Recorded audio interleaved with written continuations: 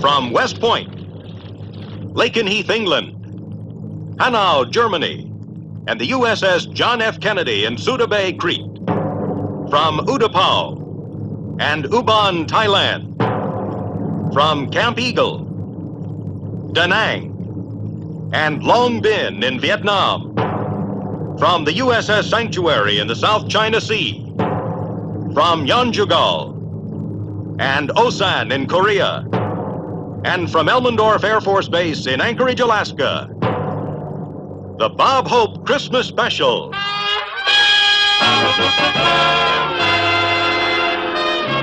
Around the Globe with the USO.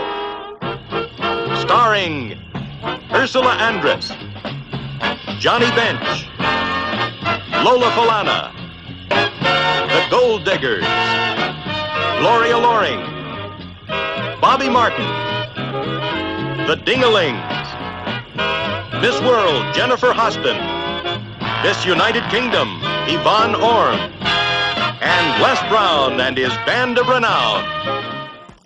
It's over 7,000 miles from Crete to our second home, Bangkok. Here we were greeted by our ambassador, Leonard Unger, and commanding general and golfer, James Gibbons, and some lovely ladies with garlands of flowers.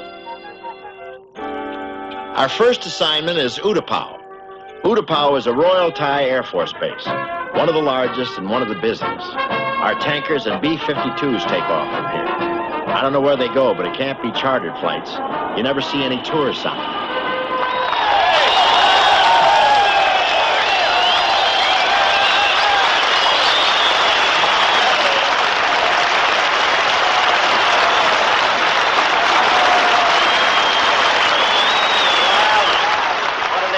Girls? Connie, Helene, Cheryl? Everybody down. All right, let's go. Here we are in Thailand at a place called Utapao. In case you're wondering where Utapao is, it's just a few miles from Satahip. So much for educational TV.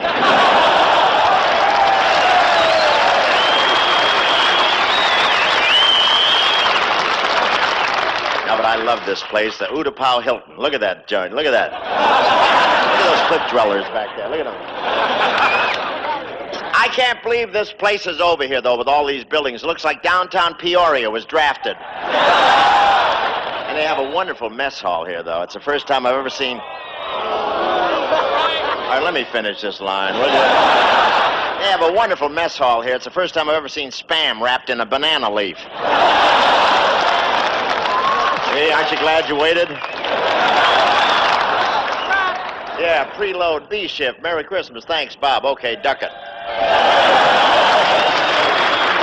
Wapakoneta, Ohio. Hey, you're kidding. Neil Armstrong's home. Yes, sir. Just two of you, huh? They drafted the mayor and the sheriff. Now, this is the only base in Thailand that has a beach, but some of you have been complaining it's just not like the beaches at home, so every 6 months the Navy is going to dump an oil slick on it.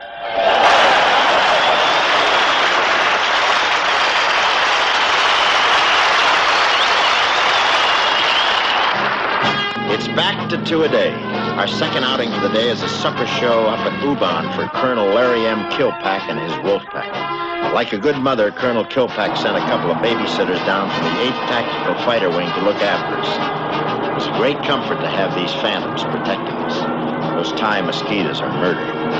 Our diggers never waste a moment. Here they are between gigs autographing fan pictures in their usual sentimental manner. Over 8,000 jet jockeys have been waiting since noon to see the Gold Diggers. Not willing to brave it alone, I sent for the best legs in the cast.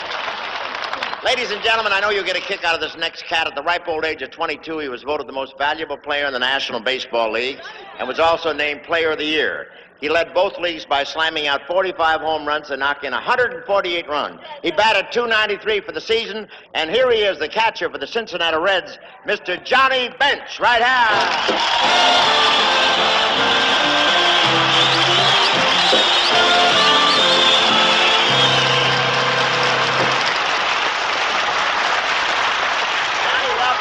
Welcome to our little junket. Thank you, Bob, but I'm even surprised you asked me to come with you. Why are you surprised? Now, I'm not a girl. Well, your see-through pants fooled me, I want to tell you that. Johnny, the gold diggers are mad about you, but you've ignored them. Why is that? They are adorable, but they're all married.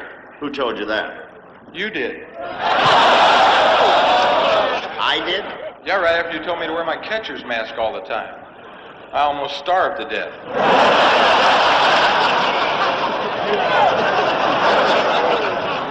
Well, I just wanted everyone to know who you are. It's your identification. I guess you're right. I notice you never go anywhere without your nose. How are you getting along with the girls? It could be better, Bob, but there's no privacy. By the way, were you ever an umpire? What gives you that idea? You're always looking over my shoulder. With your batting average, I'm not taking any chances.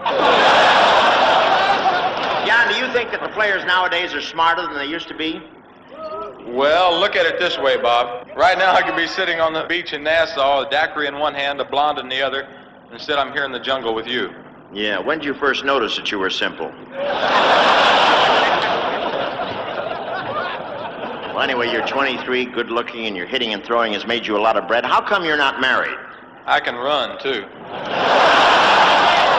I've been meaning to ask you, John, why do they call catcher's gear the tools of ignorance? Well, you got to be a little flaky to be a catcher.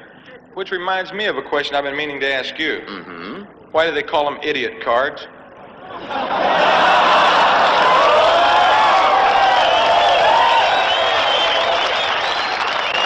If there's anything I hate, it's a cocky little leaguer. You know what I wouldn't give to be built like you? Believe me, I wish my muscles were as big as the muscles your muscles give birth to. What do you think of this one here? Feel that. Muscles in your hand, man. It's cute. What's it going to be when it grows up? All right, so I haven't got a big muscle, but look at that chest. Look at that chest. Gee, I'm sorry about that, Bob. How did it happen? Well, Johnny, everybody wonders what you talk about when you go out to the mound to confer with the pitcher.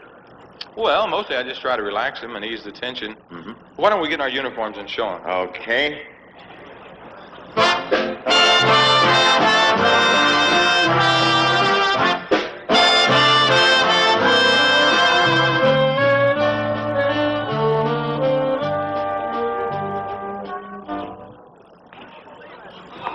Take a breather, Lefty. Get a load of chick in the fifth row.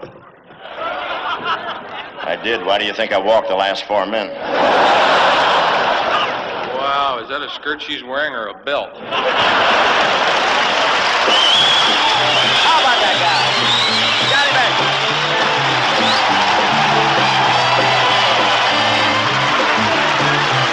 Johnny Bench, right there.